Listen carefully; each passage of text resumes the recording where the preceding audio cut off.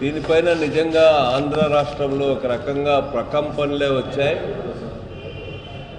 చంద్రబాబు నాయుడు గారు ఎంతో సీనియర్ రాజకీయ నాయకుడిగా చెప్పుకునే ఈయన ఒక రాయలసీమకు వరప్రసాదిని లాంటి రాయలసీమ లిఫ్ట్ ఇరిగేషన్ ప్రాజెక్టు విషయంలో ఆయన ఏ విధంగా రాష్ట్ర ప్రయోజనాలు తాకట్టు పెట్టి రేవంత్ గారు చెప్పినట్టుగా ప్రాజెక్టు పనులు ఆపేసినారా అని చెప్పి అనేక మంది విస్తుపోయినారు. కానీ ఈరోజు వరకు కూడా ఇది రాష్ట్రానికే చాలా అవమానకరమైనటువంటి విషయం. రెండు తెలుగు రాష్ట్రాలు అయినప్పటికీ కూడా తెలంగాణ రాయలసీమ ముఖ్యమంత్రులు అక్కడి ప్రయోజనాలు ఇక్కడి ప్రయోజనాలు వేరువేరుగా ఉంటాయి. అట్లాంటప్పుడు ఆంధ్ర రాష్ట్ర ప్రయోజనాలు దెబ్బతీసేలా చంద్రబాబు నాయుడు గారిని ఒప్పించాని రేవంత్ రెడ్డి గారు చెప్పడం అనేటువంటిది ఆంధ్ర రాష్ట్ర ప్రజలందరికీ కూడా ఇది అవమానకరమైంది. ఇది ఒక రకంగా ద్రోహపూరితమైనటువంటిది కూడా అనేటువంటిది ఇక్కడ అందరూ కూడా అభిప్రాయపడినారు. దాని తర్వాత అయినా చంద్రబాబు నాయుడు గారు స్పందిస్తారేమో అని చెప్పి అనుకున్నారు. సూటిగా సమాధానం చెప్తారేమో, నేను అలాంటిది మాట్లాడలేదనో, అలాంటివేవి రహస్యంగా చర్చలు జరగలేదనో, రాష్ట్ర ప్రయోజనాల విషయంలో నేను రాజీ పడలేదనో చెప్తాడనుకున్నాం. కానీ ఆయన అట్లాంటి విషయాలు చెప్పకుండా రాయలసీమ లిఫ్ట్ ఇరిగేషన్ అనేటువంటిది చాలా పరిమితమైందని, ఆ ప్రాజెక్ట్ అవసరమే లేదన్నటువంటి రీతిలో ఆయన మాట్లాడటమే కాకుండా వాళ్ళ ఇరిగేషన్ మినిస్టర్తో కూడా అదే మాటలు మాట్లాడించినాడు. ఇది రేవంత్ రెడ్డి గారి వ్యాఖ్యలను అంగీకరించినట్టుగా,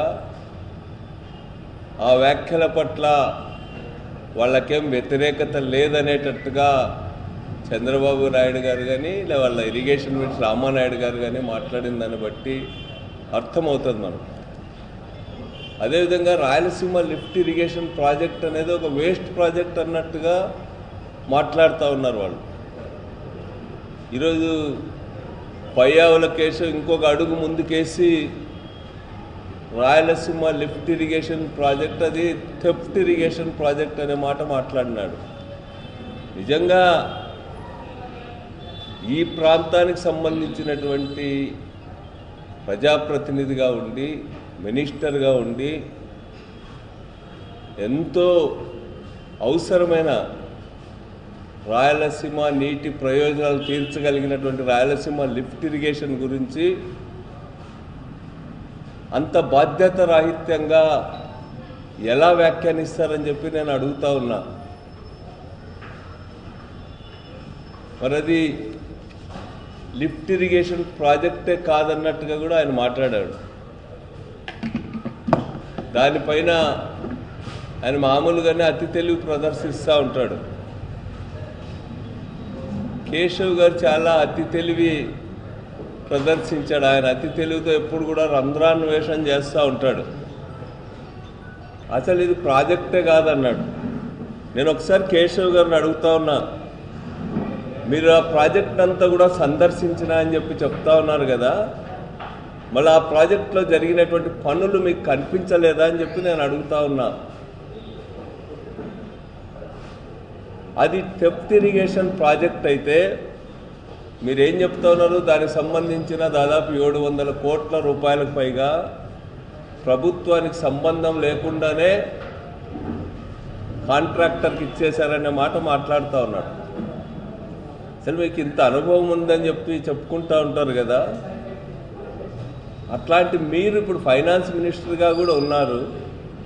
700 కోట్లు అంటే 1 రూపాయి 2 రూపాయలు కాదు, 700 కోట్ల రూపాయలు ప్రభుత్వానికి సంబంధం లేకుండా ఏ విధంగా ఇవ్వడం జరుగుతుంది అనేటువంటిది నేను ఈ సందర్భంగా అడుగుతున్నా. బహుశా ఈ మధ్యకాలంలో థెఫ్ట్కి బాగా అలవాటు పడినట్టున్నాడు. అందుకే